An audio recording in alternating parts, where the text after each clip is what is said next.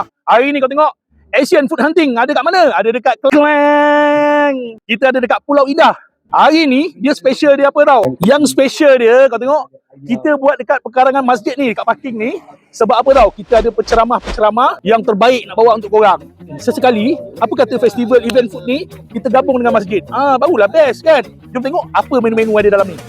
Dalam ni menu-menu kampung. Macam-macam air menu-menu Thailand. Itu belum dimsum Chinese food punya. Arab pun ada. Orang kata memang rambang mata lah kalau datang dekat sini. Yang penting makanan-makanan dekat sini mesti mau panas-panas bang. Asam jeruk ada. Nasi ganja. Pameran dinosaur pun ada kat sini tau. Seorang RM10. Kalau masuk 3 orang RM20 je. Tadi dia makan aku punya barang. Persembahan magic show. Main api, cabutan bertuah, pertandingan azan kanak-kanak dan mewarna pun ada. Memang meriah lah dekat Masjid Sultan Abdul Aziz ni nanti. Orang-orang Kelang apa lagi kasih share lah ini video. Bawa keluarga, bawa kawan-kawan datang dekat sini. Selain daripada menu dia yang best-best dengan ceramah agama nanti, ada juga permainan dan hiburan untuk kanak-kanak dan keluarga tau. Sono anak-anak kan.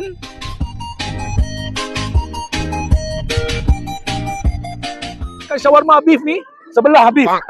Baru aroma dia double. Bismillah. Asian Food Hunting ni antara salah satu festival yang sentiasa mendapat sambutan dengan aktiviti dia dan juga menu-menu dia yang padu. Geng, jangan lupa tau, 2 Mei sampai 11 Mei, 10 hari dia kat sini.